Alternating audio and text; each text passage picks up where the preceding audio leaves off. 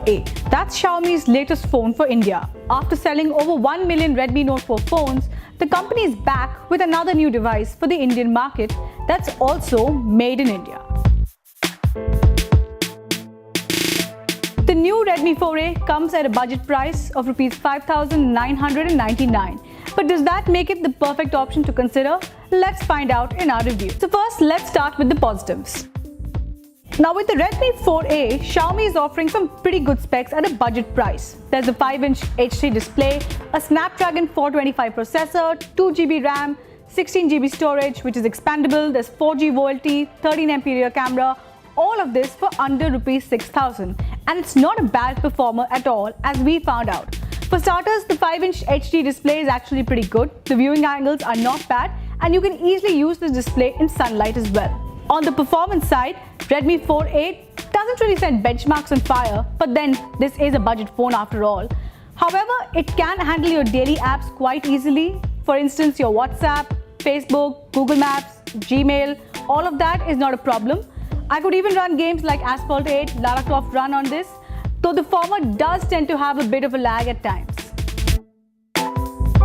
So moving on to the camera, it's not bad at all considering the price. In proper lighting conditions, it can deliver some good photos. The colors are well balanced, though it does struggle with reds and pinks. The camera itself is fast and quick to focus. However, I feel the pictures could have a bit more details. So on the battery front, Redmi 4A impresses as well. It's got a long standby time. I didn't have to charge this phone all weekend. It scored around 9 hours on the battery test with us, even with the 4G SIM on. It will easily last you a day with heavy to moderate usage, which is great considering the price. So what's not so good about the Redmi 4A? Well, for starters, the 5MP selfie camera is not so great. It is slow and it does struggle. Overall, the rear camera's low light performance is also not so great. I was not too impressed by the video recording capabilities of this phone either. Now, given that Xiaomi has Redmi 3S at Rs 6,999, which sports a much bigger battery, you can't help but wonder, is this really the best choice that you're making?